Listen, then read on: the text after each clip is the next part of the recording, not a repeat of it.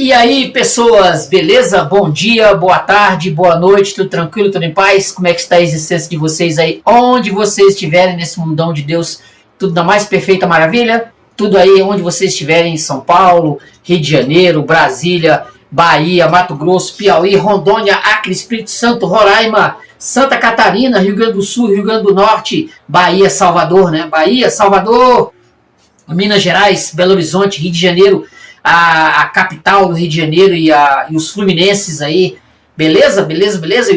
E o restante do Rio de Janeiro, muito obrigado você aí de Caxias, você de Nova Iguaçu, de São João do Meriti, você que está assistindo esse vídeo do canal Paulo Darma 1970, você aí do Acre, Rondônia, Roraima, na Amazônia, onde você estiver nesse mundão do Pará, né, em Belém do Pará, onde nesse Brasilzão de meu Deus você estiver assistindo esse vídeo do canal Paulo Darma 1970, muito obrigado mesmo, você que também mora fora do Brasil, brasileiros aí, né, que nesse momento estão na Argentina, nesse momento estão na Bolívia, no Uruguai, na Colômbia, no Equador, na Venezuela, na Nicarágua, na Costa Rica, no Panamá, nos Estados Unidos, no México, no Canadá, em outros países dessas Américas infinitas aí, né, de cidades a perder de vista aí. Muito obrigado por você estar aqui no canal Paulo Darma 1970, você que mora fora do Brasil e das Américas, nesse momento você está aí na Europa, em Portugal, em Lisboa, né, ou você está na Inglaterra, em Londres, na Irlanda,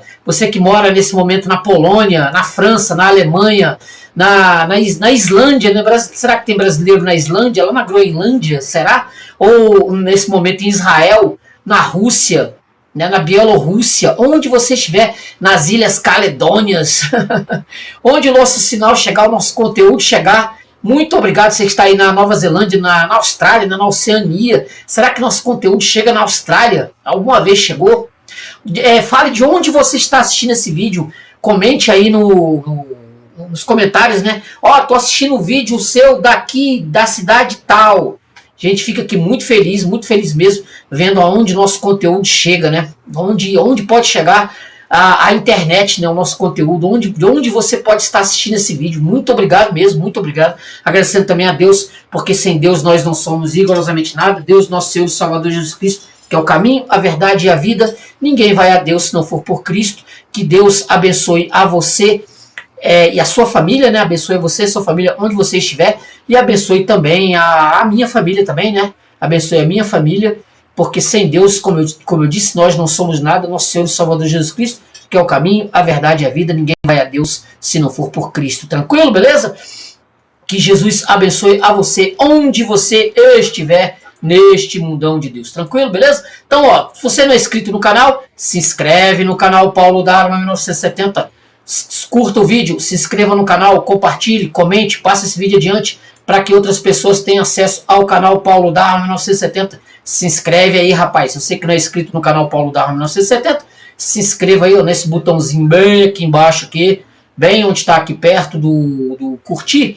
Você se inscreve no canal e você ajuda o canal Paulo Darma 1970, tranquilo? Curta o vídeo, se inscreva no canal, compartilhe, comente, passe esse vídeo adiante para que outras pessoas tenham acesso ao canal Paulo Darma. E se vai falar de literatura, somos nós mesmos, né? Se é para falar de literatura, se é para falar de livros, se é para falar de livros extraordinários ou livros nem tão extraordinários assim, a gente está aqui para isso, né? A gente está aqui para isso. E se você quer ajudar o canal com o Pix, tem o 988-290-76791. Esse é o Pix do canal Paulo Darma 1970, beleza? 988-290-76791. Tem também um botão de doar aí, se você quiser fazer a doação, se você acha que valeu a pena assistir esse vídeo acrescentou alguma coisa para sua vida, ele fez diferença, você te ajudou. Se você quiser ajudar, é da sua livre e espontânea vontade. Tem o Pix aí embaixo, tranquilo? O Pix aí, 988-290-76791, e tem um botão aí embaixo de fazer doação, tranquilo? Então eu vou ali pegar minha água, já falei bastante aqui, já deu o meu recado, já deu o meu comercial. A gente vai ali, né, rapidinho, só o tempo de pegar a água ali e voltar em 10 segundos, vai passar a vinheta do canal, a gente volta aqui em 10 segundos, tranquilo? Então não sai daí, vou estar te esperando. Valeu, até já já, irmão, valeu, brigadão.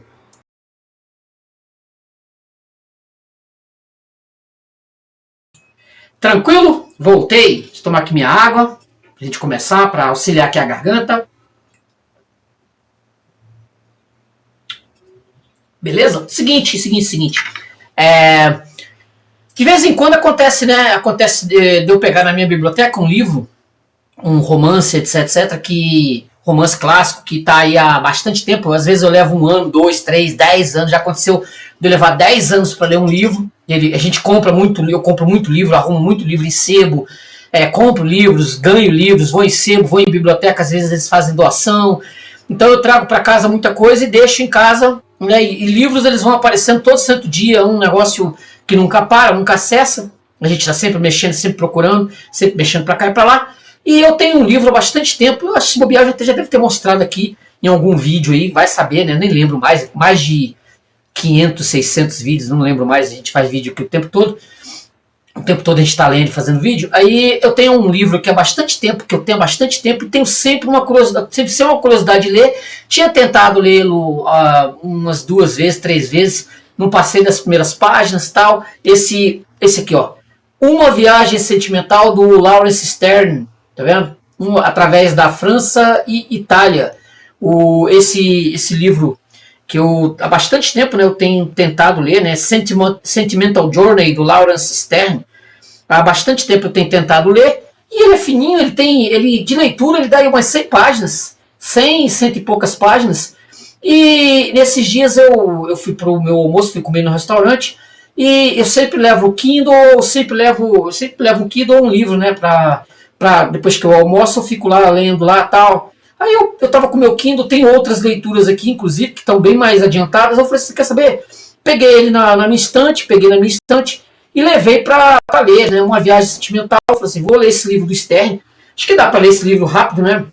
Entre uma parada e outra, depois de almoçar, eu faço lá o quilo lá e leio lá. Vou ler umas 10, 20 páginas. Beleza. E o pensamento, e o sentimento que eu tenho sobre esse livro, sempre tive sobre esse livro, que ele era um livro de viagens. Primeiro que está aqui, né, através da França e Itália. Entendeu? Nada mais errado do que esse pensamento. Inclusive, depois eu vou ler aqui, me desculpem, né, se eu às vezes me pego lendo aqui textos aqui de auxiliares luxuosos que eu tenho aqui, que é o Will Durant e o Otto Maria Carpo, que eu sou pau de rato, né? Eu sou um pau de rato. E eu me fio exatamente nos grandes mestres. O Will Durant, na História da Civilização, ele escreve sobre literatura dos autores, sobre a vida dos autores. E também o nosso queridíssimo Otto Maria Carpo, que faz, né, um bom fez um extraordinário trabalho sobre de biografia de livros, de 7 grandes autores da literatura ocidental. E eu vou trazer para cá, também falando sobre a vida, o História da Civilização, do Will Durant, falando sobre a vida do Laurence Sterne, e de preferência o História da Literatura, o Otto Maria Carpo, falando sobre o Tristan Shandy, que é este livro aqui que eu tenho em PDF, só que eu não sei que dia, que ano, que hora, se algum dia, depois de eu ter lido esse Tristan Shandy, se algum dia depois que eu li Uma Viagem Sentimental, né, através da França e Itália, se algum dia na vida eu vou sentar para ler o Laurence Sterne, a vida e as opiniões do cavaleiro Tristan Shandy. E o mais interessante é o seguinte, é você descobrir, se você não dá nada para um livro, né? Nosso preconceito, nosso clichê de se achar o sabichão, nós somos sabichões, né? Metidos a inteligentes, não sei o quê. Cara, você vai descobrir que esse Sterne aqui, esse Tristan Shandy, este livro aqui, que foi só agora, pela Companhia das Letras, ele saiu, deixa eu ver se tem aqui, eu acho que não tem aqui a data que ele saiu, né? Tradução do José Paulo Paes, Companhia das Letras. Primeira vez que esse livro sai traduzido para o português, porque esse livro nunca foi traduzido para o português. Nunca foi. Olha que ele influenciou Machado de Assis, o nosso queridíssimo Dom Casmurro, tem Memórias Póstumas de Brás Cubas. O Laurence Sterne é um autor que influenciou meio mundo na literatura ocidental. Assim, eu comecei até a trazer alguma coisa aqui para mostrar as influências. Pegar do meu próprio banco de literatura que eu tenho na minha estante, nas minhas estantes aqui, trazer aqui a quem esse Laurence Sterne influenciou, conhecer a vida e as opiniões do cavaleiro Tristan Shandy. Quem ele influenciou, Depois chegou uma hora que eu falei, cara, eu não vou mais pegar mais nada, entendeu? Chega, eu não vou trazer, eu não vou pegar mais nada, entendeu? De trazer para cá, porque influenciou Borges, ele influenciou o Marrenca, ele influenciou o Goethe, né, que eu tenho aqui, né? Me influenciou o Goethe, aqui, ó, o Goethe, eu até vim com o Goethe para cá. Essa história de, através da França e Itália, uma viagem sentimental, ele criou, esse Stern criou uma forma de literatura, com esse Tristan Shandy e uma viagem sentimental. Ele criou um mundo de literatura que foi influenciar meio, assim, um universo inteiro da literatura ocidental, sem fazer muita força. Ó, esse Viagens da Minha Terra, do Almeida Garrett, isso aqui, ó, que você tem na sua estante, ou você vê muito na sua biblioteca, é a influência do Stern. Igual eu falei, Machado de Assis, é a influência do Stern. O Jonathan Gulliver, que é contemporâneo do Stern, o Viagens de Gulliver, vendo? Livros de viagem, né, pode-se dizer, né? O Robinson Crusoe, que é uma sumidade de 1712, isso aqui. O Daniel Defoe, ele mais influenciou do que foi influenciado, obviamente, né? Que esse livro que também criou um estilo de viagens também, que vai bater justamente numa viagem sentimental. Isso aqui. E nosso queridíssimo Schiller, né? O Schiller, o romantismo, a ideia de romantismo, essa ideia de sentimental, que quando você pega esse Stern, você vai pegar aqui uma viagem sentimental, a gente vai falar bastante disso aqui, o próprio Karpov vai falar, os grandes críticos da literatura vão falar. Quando você pega e cria uma viagem sentimental, o que quer dizer esse sentimental, né? Você, a princípio, como eu caí no erro de achar que uma viagem sentimental através da França e Itália seria o autor, obviamente, fazendo um caderno de viagem, mostrando pontos pitorescos da Europa, por exemplo, desses dois países, da França e da Itália. Erro crasso. Aqui tem muito menos a viagem em si, os detalhes do local, por exemplo, de Paris, onde ele está, em Cannes, em Amiens, etc. Vários locais aqui, Montrefou, vários locais aqui né? Isso tem pouco a ver, pouquíssimo a ver. Ele não está interessado muito nas viagens. Como você vai pegar um vídeo aí de alguém, de um viajante qualquer que esteja andando pela Europa, mostrando Paris. Ele não é sentimental, ele não é romântico, ele está mostrando pontos turísticos, ele está mostrando locais. O que o Stern menos faz aqui é isso, é a surpresa do livro, porque eu esperava que fosse exatamente isso também. Eu esperava que fosse isso. E aqui tem mais da França e nada da Itália, porque o autor morreu praticamente. Ele ia escrever 4 livros desse aqui, como foi lá o Tristan Shandy, que é um monumento de livros e mais livros. O Stern aqui também ia escrever vários livros aqui, mas a questão é que ele não está interessado, o pouco aqui que ele está interessado em mostrar muito, ele tá assim, vamos dizer assim, interessado na alma, entre aspas, das pessoas. Aqui o Stern aqui, ó. Aqui a foto dele aqui, ó. Ele tá interessado mais na alma, entre aspas, né? Das pessoas, principalmente das mulheres.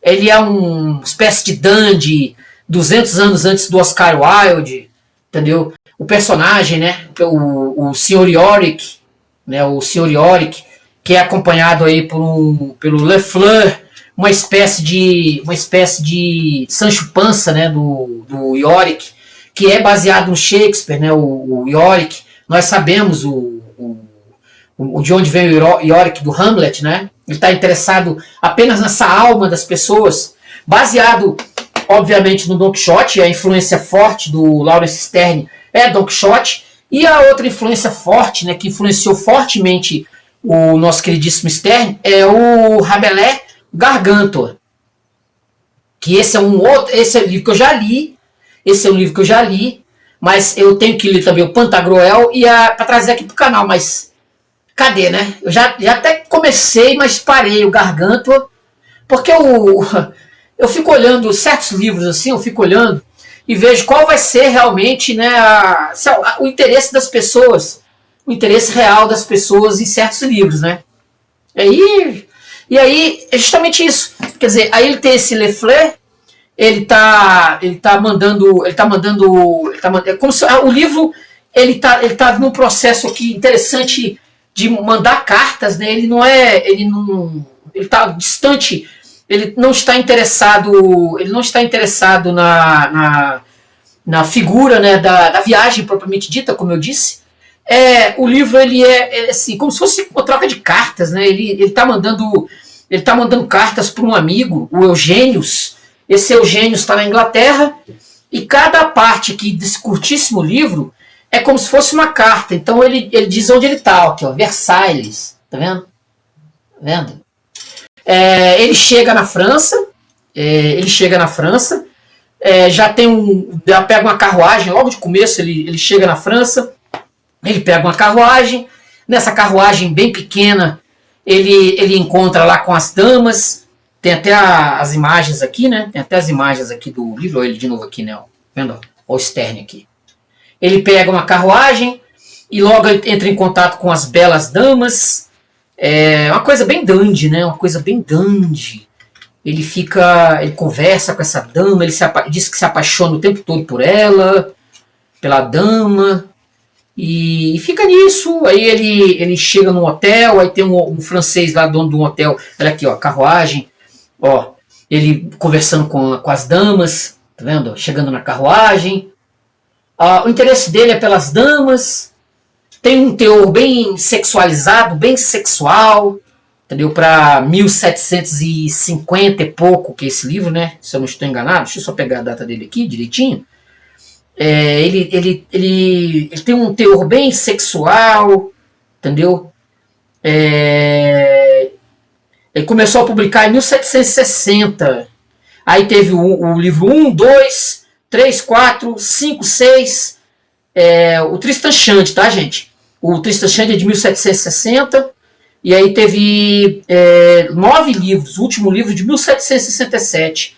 Aí temos, nesse Tristan Shandy, nós temos o Mr. Shandy, o tio Toby, o Trim, a viúva Wandman, o reverendo Yorick, entendeu? Que é baseado no Hamlet do Shakespeare.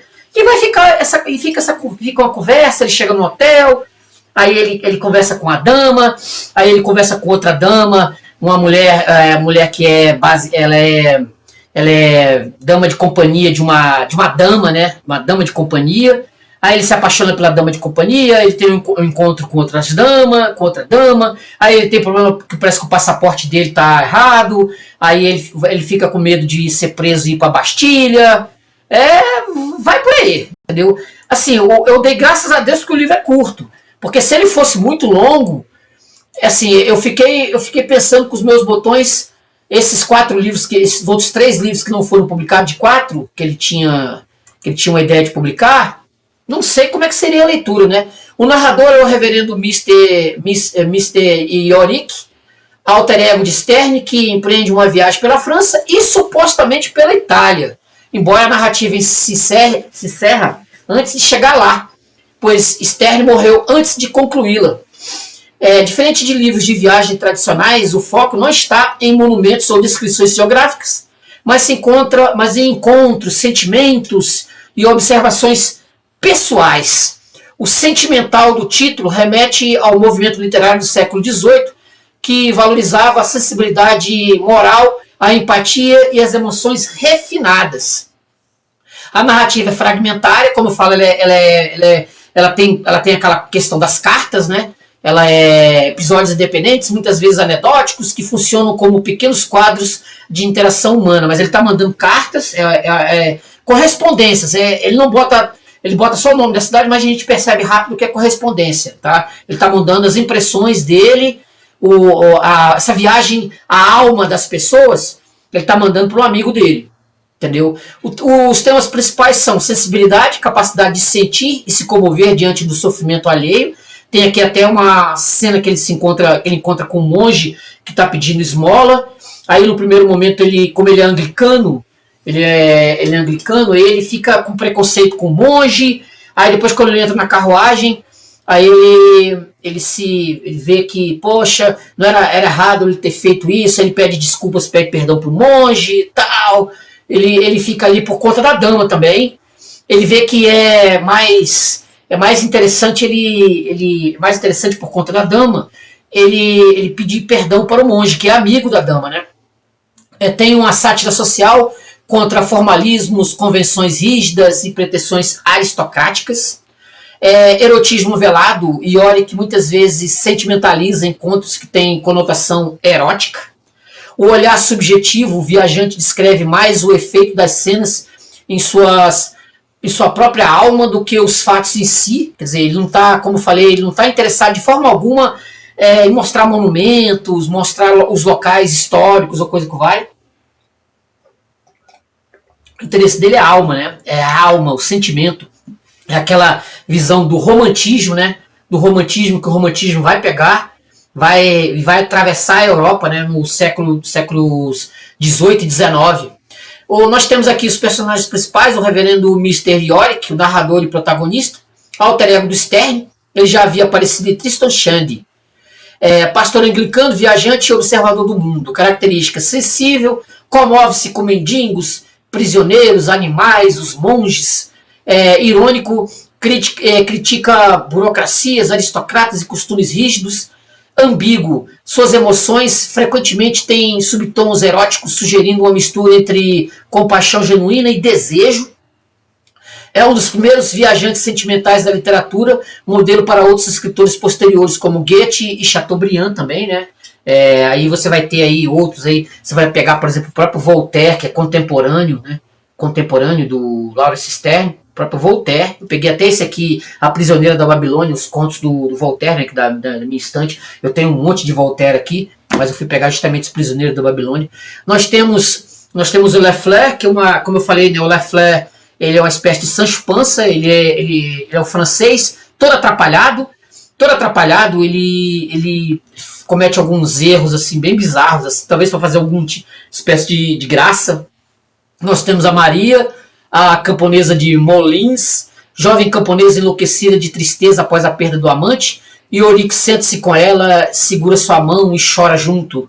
Símbolo da sensibilidade, o episódio foi um dos mais famosos do século XVIII, celebrado como o paradigma da empatia literária. Características: frágil, melancólica, mas poetizada como uma figura quase angelical.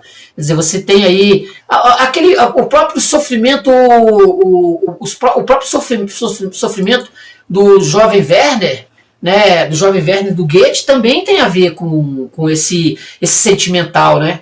O sofrimento do jovem Werner, do Goethe, fez história.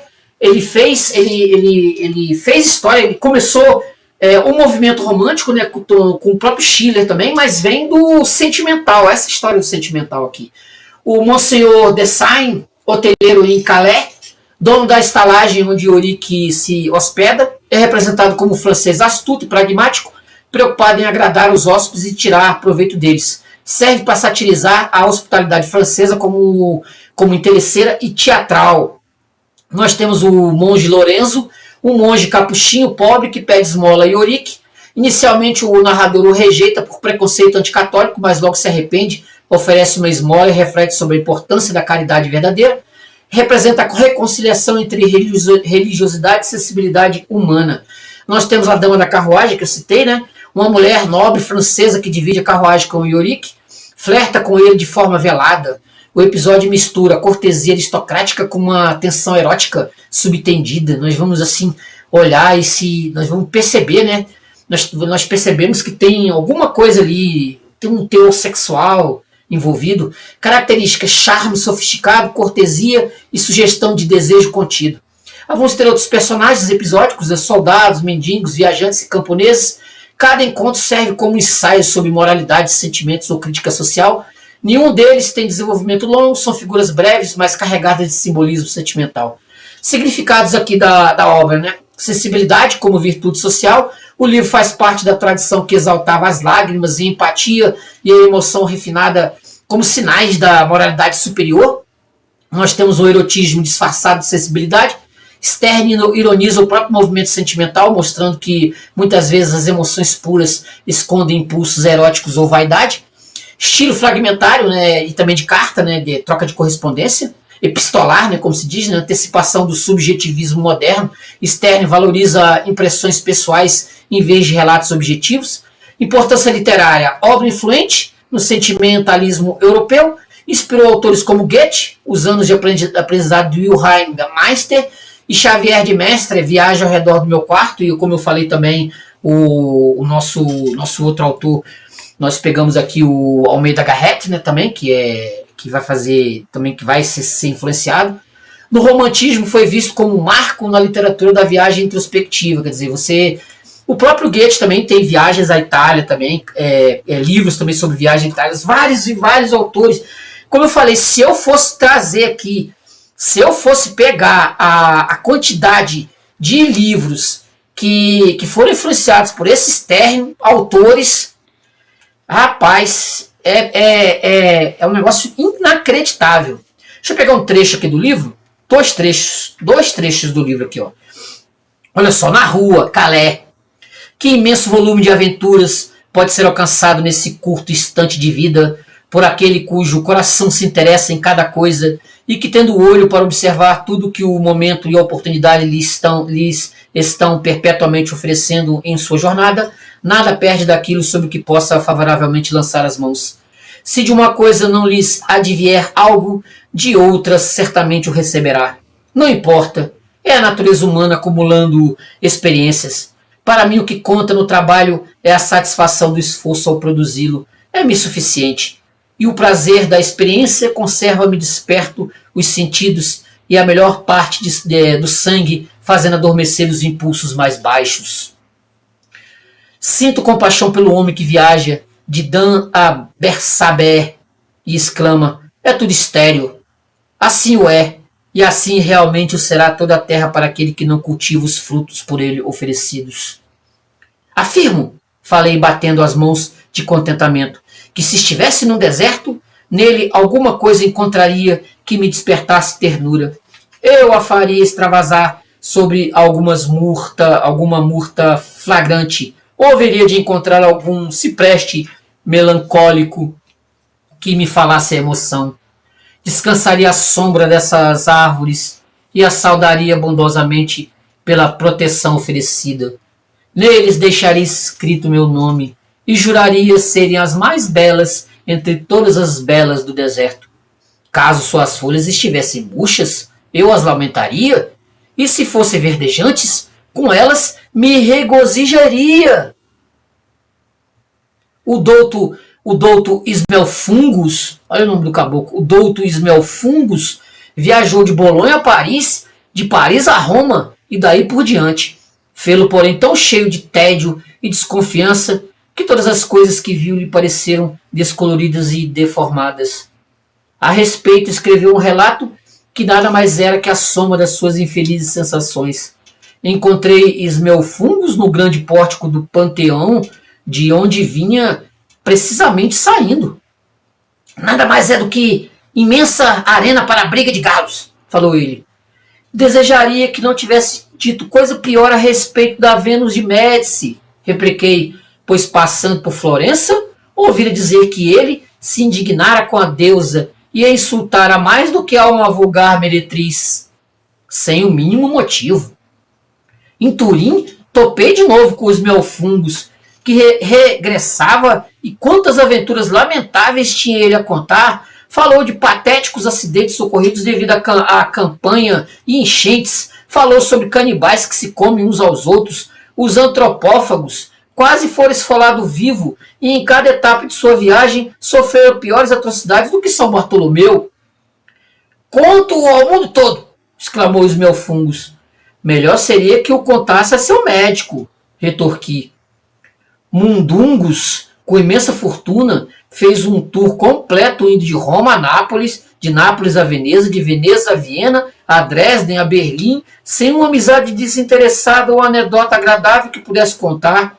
É que ele viajou olhando sempre em frente, sem jamais voltar-se para a direita ou para a esquerda, com receio de que o amor ou a companhia o reduzissem, afastando-o de seu caminho. A paz esteja com eles, caso consiga encontrá-la. O próprio céu, se com tais temperamentos lhe fosse possível alcançá-lo, desejaria propiciar-lhe os meios com que obtê-la.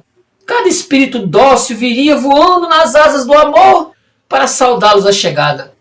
Nada mais ouviriam as almas de esmelfungos e mundungos, a não ser vigorosas antífonas de alegria, êxtase de amor e congratulações pela felicidade comum. De coração, eu me condoo desses espíritos, suas faculdades seriam insuficientes para semelhante trabalho. Ainda que a mais feliz das mansões no céu fosse concedida a esmelfungos e a mundungos, eles se sentiriam tão distantes da felicidade que suas almas ali penariam por toda a eternidade.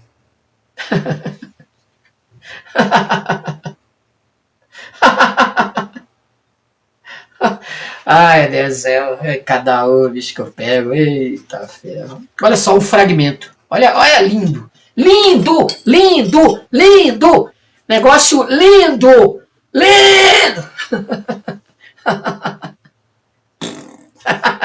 Mas cara, isso aqui influenciou mesmo na literatura, pode crer. Não parece, né? Mas fez, cara. Fez. Um fragmento. A cidade de Abdera, não obstante lá tivesse vivido Demócrito, que pôs em suas exortações toda a força da ironia e do escárnio, foi a mais dissoluta e abjeta cidade de toda a Trácia. Se o dia testemunhavam envenenamentos, conspirações, assassinatos, libelos, pasquinadas e tumultos, a noite via coisas piores. Quando se achava no auge, essa situação aconteceu ser representada em Abdera a Andrômeda de Eurípides, para grande deleite dos músicos, mas sua passagem, de que mais se agradaram, nada os impressionou tanto como a maneira eterna com que o poeta exprimiu o patético discurso de Perseu, ó Cupido, príncipe dos deuses e dos homens, etc. No linguajar dos homens, no dia seguinte, predominavam os versos e a nada mais se referiam senão a patética exortação de Perseu. Ó Cupido, príncipe dos deuses e dos homens. Em cada rua de Abdera, em cada casa, ó Cupido, Cupido, em todos os lábios, com notas de suave melodia, jorrando a revelia da vontade, nada mais se ouvia a não ser Cupido, Cupido, príncipe dos deuses e dos homens. Espalhou-se a flama e a cidade toda, como o coração de um só homem, abriu-se para o amor. Nenhum boticário conseguiu mais vender um grão sequer de eléboro. Armeiro algum sentiu-se disposto a forjar instrumentos de morte. A amizade e a virtude encontravam-se beijando-se em plena rua. Voltou a idade de ouro e parou sobre a cidade de Abdera. Os homens retomaram seus cachimbos. As mulheres abandonaram as vestimentas de púrpura e castamente sentaram-se para ouvir a canção. Só mesmo o poder do Deus, diz o fragmento, cujo império estende-se do céu à terra e às profundezas do mar, teria realizado essa proeza. Tranquilo, né? Tranquilo e favorável, né? Tranquilo e favorável esse texto, esse livro. Tranquilo e favorável. Deixa eu pegar aqui. Eu vou pegar aqui duas partes, né? Vou pegar esse aqui, História da Civilização, tá vendo? História da Civilização, do Will Durant. Esse livro aqui, ó. Rousseau e a Revolução. Este livro aqui, tá vendo? Rousseau e a Revolução, este tomo, esse catatal, né, que eu já li completo essa História da Civilização, mais de 10 volumes esse negócio, há mais de 20 anos, e eu tenho aqui em casa, e sempre que eu preciso, eu vou fazer a consulta, os meus auxiliares, né, luxuosos, auxílio luxuoso do Will Durant, falando aqui do Lawrence Stern. Beleza? Deixa eu pegar aqui. É um pouquinho comprido, mas a gente tem aqui uma biografia muito boa escrita pelo Will Durant. Beleza? Vamos lá, ó. Não foi feito para ser padre. Era filho de militar que durante 10 anos vagueou de posto em posto. Muito tempo depois, valeu-se do anedotário militar para fazer tio Toby falar como velho general sobre assédios e fortalezas. Descreveu sua mãe como filha de um pobre vendedor ambulante e criado de acampamentos em Flandres. Entretanto, seu bisavô foi arcebispo de York e a família de Stern conseguiu mandá-lo para Cambridge numa bolsa. Graduou-se em 1737, porém uma hemorragia pulmonar em 1736 previu-lhe uma vida de luta contra a tuberculose. Ordenado padre anglicano em 1738, foi-lhe dado um vicariato em Sutton-in-the-Forest, nas proximidades de York. Em 1741, casou-se com Elizabeth Lumley, levando-a para com ele morar em sua casa escangalhada do reitorado. Sua mulher confiou-lhe sua renda anual de 40 libras, que ele investiu em terras com bom resultado. A não ser isso, eram miseráveis. Ambos tuberculosos e neuróticos.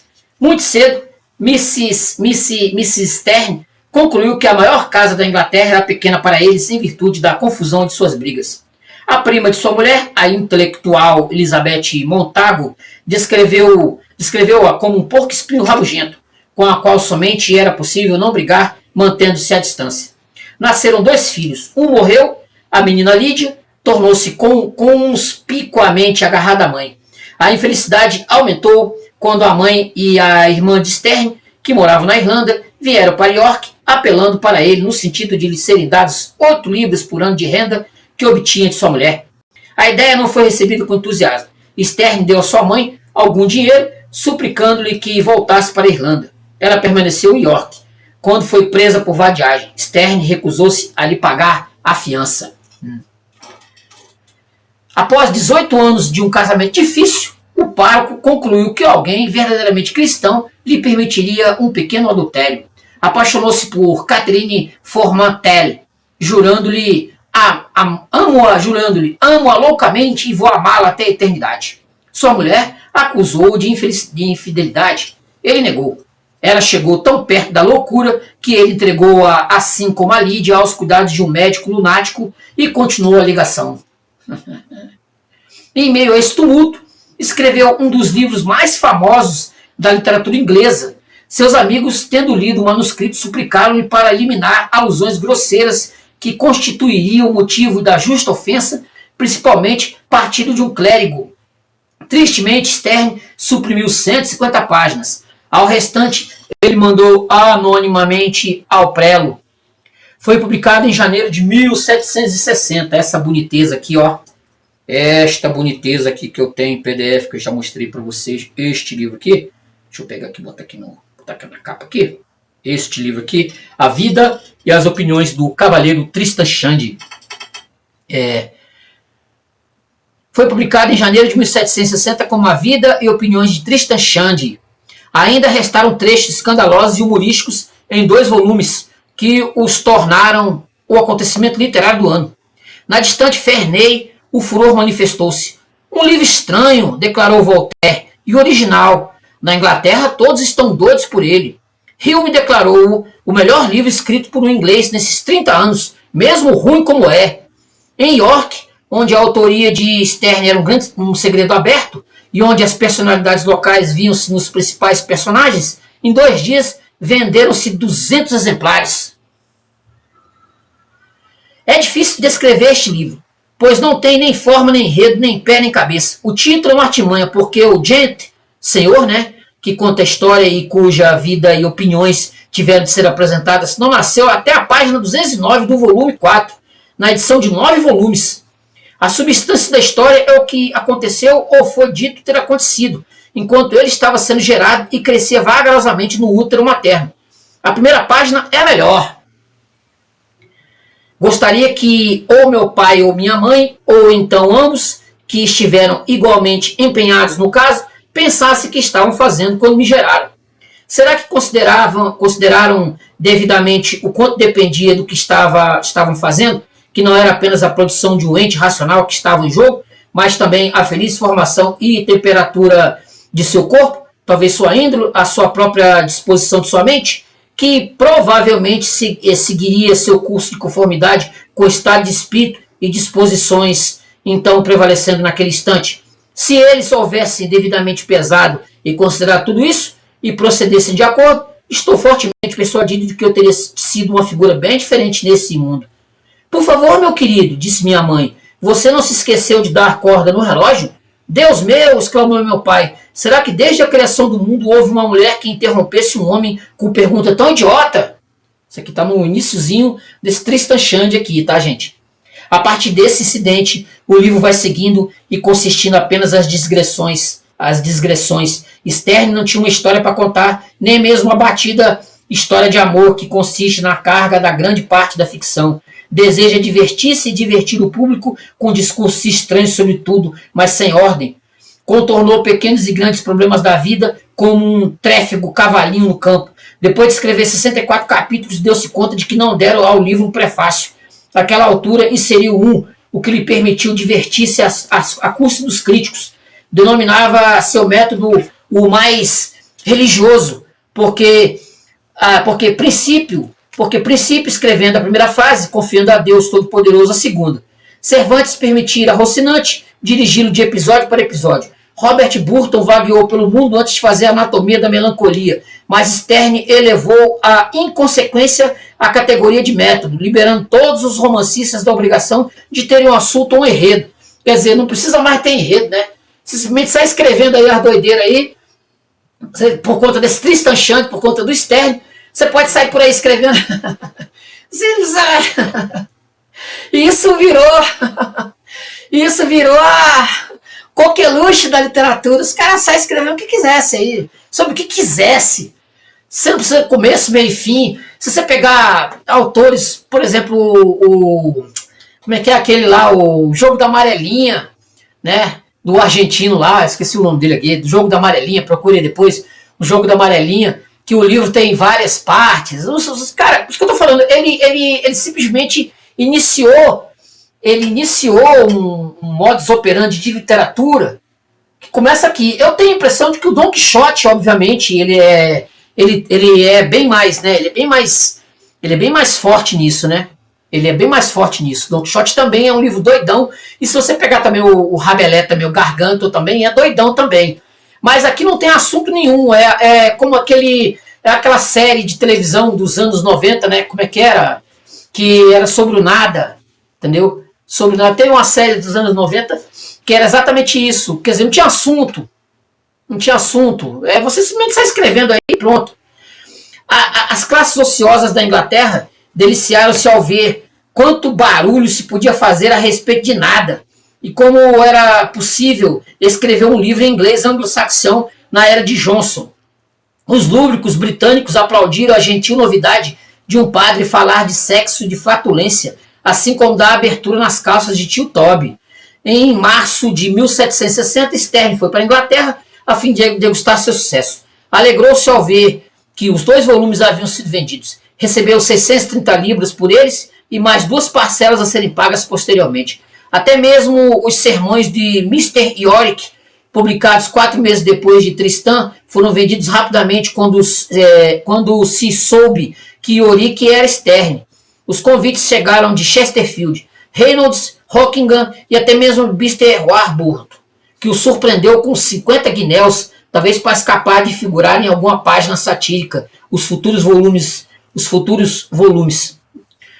Sterne comprou uma carruagem e suas parelhas dirigindo em triunfo de volta a York, onde pregou na grande basílica, sendo-lhe oferecido um melhor presbítero em Cornwall, a 20 km de York. Levou a mulher e a filha para morar com ele e, com inconsequente facilidade, escreveu os volumes 3 e 4 do Tristan. Em dezembro de 1760, foi a Londres para publicar aqueles volumes. Foram mal recebidos pela crítica, mas a edição vendeu-se em 4 meses. Naquela altura já Tristan nascia com fórceps, o que lhe deformou. Aquela altura já Tristan, né, no livro, nascia com fórceps, o que lhe deformou o nariz, e sobre a qual o autor deu início a um longo discurso a respeito da filosofia dos narizes, no estilo dos mais eruditos mestres. O feitio do nariz da criança, declarou uma autoridade, determina-se pelo grau de maciez ou rigidez do seio que o amamenta. Afunda-se nele como em manteiga. O nariz conforta-se, alimentando-se, enfeitava-se, refrescava-se, revigorava-se. Após meio ano em Londres, Sterne voltou para a mulher, que lhe declarou sentir-se muito melhor sem ele. Recolheu-se ao seu manuscrito, escrevendo os volumes 5 e 6. Neste, Tristan era quase esquecido, passando a ocupar a cena o tio Toby e o cabo Trim, com suas lembranças de guerra e suas fortificações de brinquedo. Em novembro de 1761, o padre retornou a Londres e no último dia do ano viu os volumes 5 e 6 publicados, todos bem recebidos. Flertou com Miss Elizabeth, uma das meias azuis intelectuais, jurando que daria a última parcela de seu sacerdócio por um toque de sua divina mão. Ao ter uma hemorragia pulmonar, foi rapidamente para o sul da França. Parou o tempo suficiente em Paris para tomar parte em alguns jantares na sinagoga dos ateus, em casa de Rolebar, onde encontrou Diderot. Sabendo que sua mulher estava doente e que Lídia encontrava-se com asma, Sterne convidou-as para acompanhá-lo na sua viagem à França. Os três estabeleceram-se nas proximidades de Toulouse, em julho de 1762. Em março de 1764, com a aquiescência da mulher e da filha, deixou-as voltando a Paris, Londres e Cornwall. Escreveu os volumes 7 e 8 de Tristan, recebeu por eles pagamento adiantado, remetendo parte dos lucros da mulher. Os novos volumes apareceram em janeiro de 1765.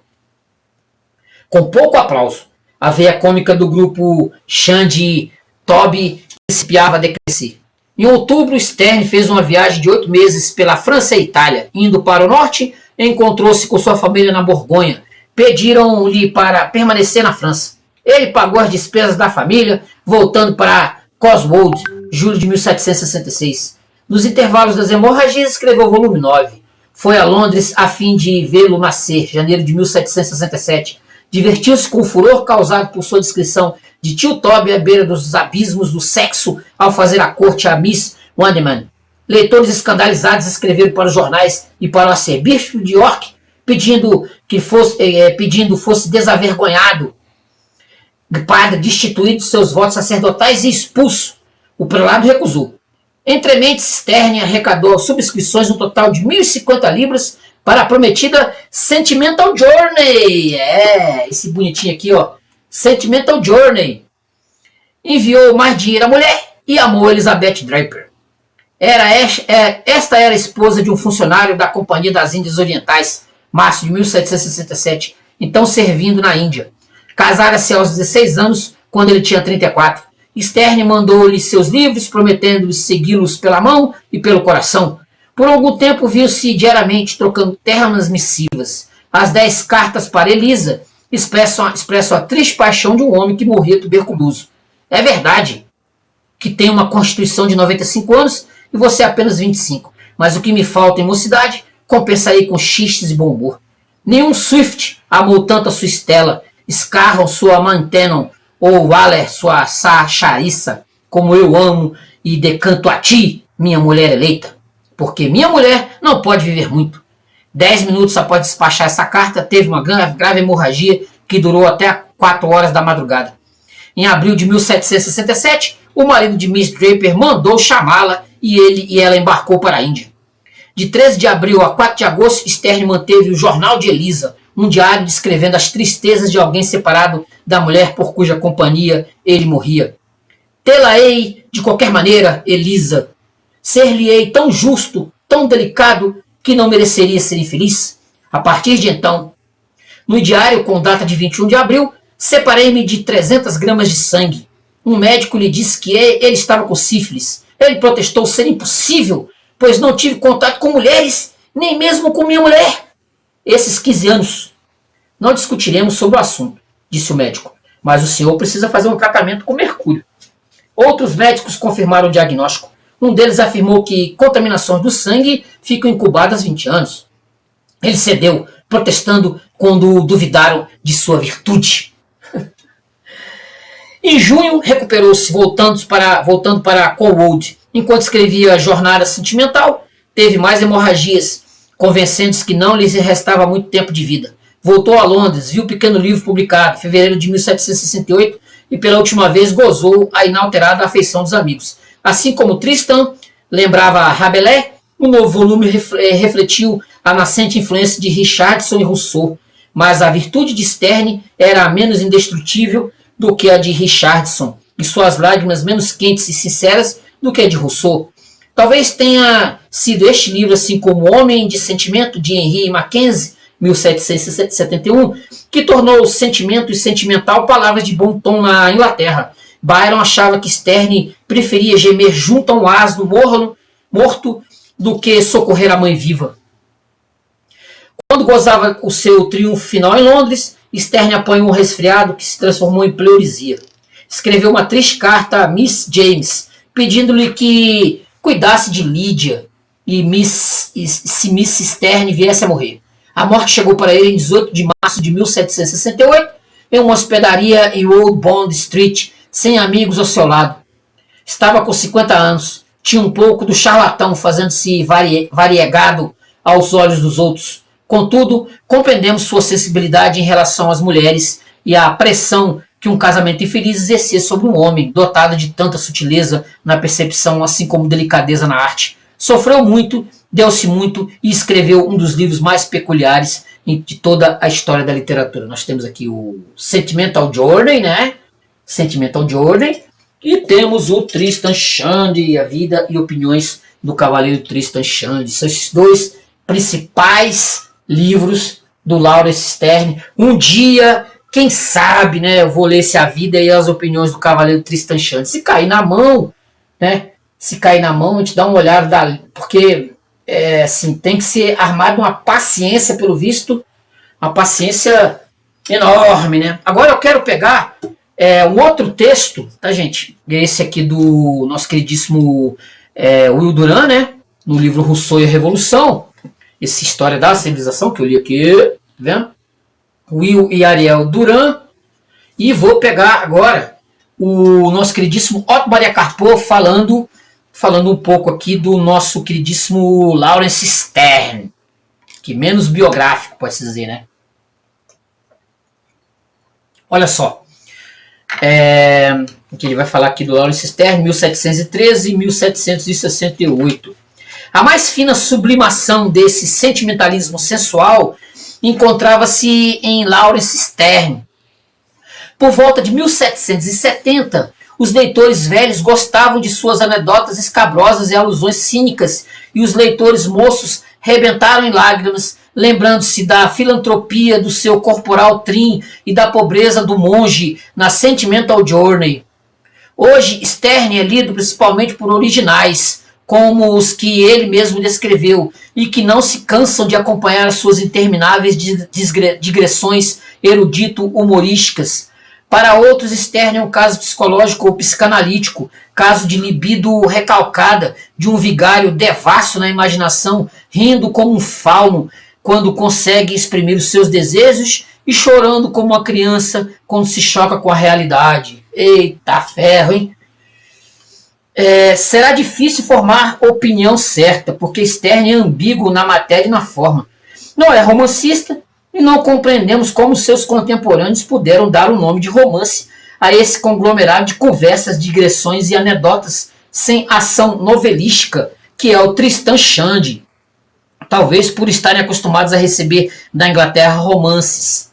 E pelo mesmo motivo, a moda do romance, Sterne teria escolhido a forma novelística para divulgar as suas pequenas histórias e crônicas. Sterne foi comparado a Montaigne, com o qual revela afinidades psicológicas, mas não analogias literárias. Sterne é um grande e delicioso causeur, ou contemporâneo do Abbé Galliani e de Diderot. Como companheiro de aristocratas cultos, membro de salões literários, cultivou muito as artes de estilo, na arte de falar por alusões e no ritmo musical mozartiano da sua prosa. Poucos ingleses se compararam a Sterne. A composição não lhe importava. Escolheu qualquer forma, como Mr. Yorick, a do sermão, no Tristan Shandy, a do romance fieldiniano, na Sentimental Journey, pequena obra que é a mais coerente das suas produções, e do romance picaresco, mais uma prova ao lado de Smollett e Casanova de que o velho gênero plebeu correspondia bem às necessidades de expressão da mentalidade sentimental libertina. Apenas a Sentimental Journey não tem nada de espírito picaresco. É uma novela na qual se chora muito e as lágrimas só se enxugam quando o encontro amoroso é marcado. Então há sempre um paravã pintado de amorete ao gosto do rococó para guardar as aparências. E o fim é uma observação maliciosa, digna de Voltaire. Sterne é sentimental, mas é o oposto de um puritano. Com efeito, era vigário, sacerdote da igreja anglicana, e essa sua condição é de importância literária. A igreja oficial da Inglaterra estava quase secularizada, servindo de fonte de renda aos filhos mais jovens da aristocracia. Os prelados não brilhavam pela ortodoxia nem pelos costumes, e as paróquias eram administradas por pobres vigários a quem o cura, beneficiado nobre, vivendo na cidade ou no castelo, pagava como substituto. Esses vigários, o pai de Goldsmith foi um deles, eram não raramente homens dignos e cultos, amigos da população rural, estudiosos ou escritores diletantes como White of Selborne, criadores do gênero pré-romântico, do idílio sentimental. Não eram muito ortodoxos, mas antes contaminados pelo deísmo, e por isso menos amigos de Deus que dos homens. Sterne foi um vigário assim pela filantropia, algo chorosa, pelo sentimentalismo, pela curiosidade erudita e, apesar de tudo, pela consciência moral do deísta, que o distinguiu e lhe salvou a dignidade. Sterne precisava disso para não se tornar um clown quando lhe veio o êxito literário, e ele mesmo começou a pagar a um vigário a fim de viver em Londres, nos salões literários, brilhando como Chaucer espirituoso. Sterne talvez tenha sido o maior conversador literário de todos os tempos. Os leitores modernos não gostam bastante desse gênero aristocrático, e a leitura de Tristan Shandy, romance fragmentário, que em vários volumes chega só até ao nascimento do herói, é fatigante. Mas a leitura em pequenas doses ainda dá a impressão de cultura requintada, crepuscular. Um dos últimos admiradores sinceros de Sterne foi o Nietzsche. A profissão clerical de Sterne parece uma brincadeira, como as de Galliani e de tantos abbés do século. Mas não é inteiramente assim. Os sermões de Mr. Yorick foram uma das obras mais queridas desse século corrupto e moralizante, porque o estilo dos sermões é o mesmo estilo humorístico, sentimental e espirituoso dos romances, ao passo que a intenção é nitidamente moral. Sterne é moralista, se bem que não moralista cristão. Antes se parece com os moralistas franceses do século precedente.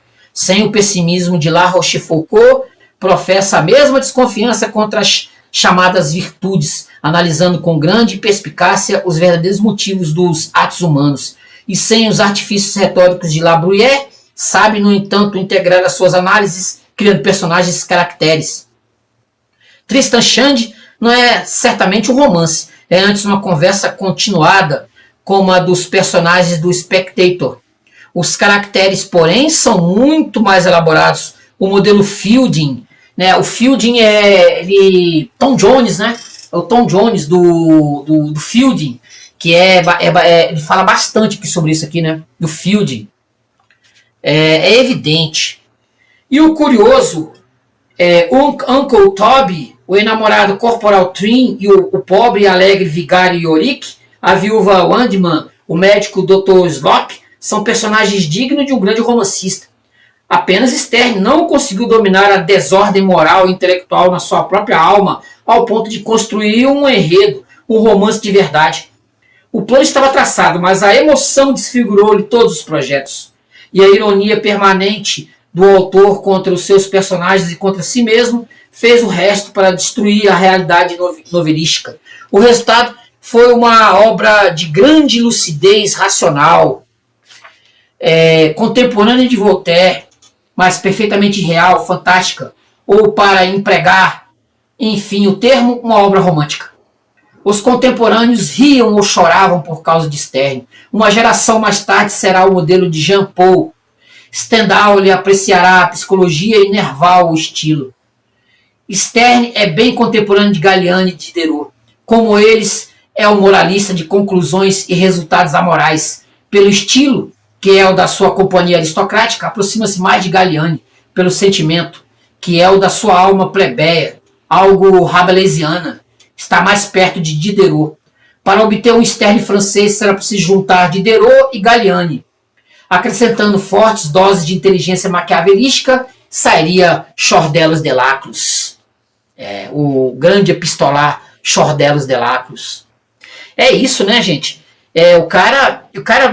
Os livros dele são The Life and Opinions of Tristan Shandy, Sermons of Mr. York, de 1760 a 1767. Temos a Sentimental Journal, Through France and Italy, de 1768.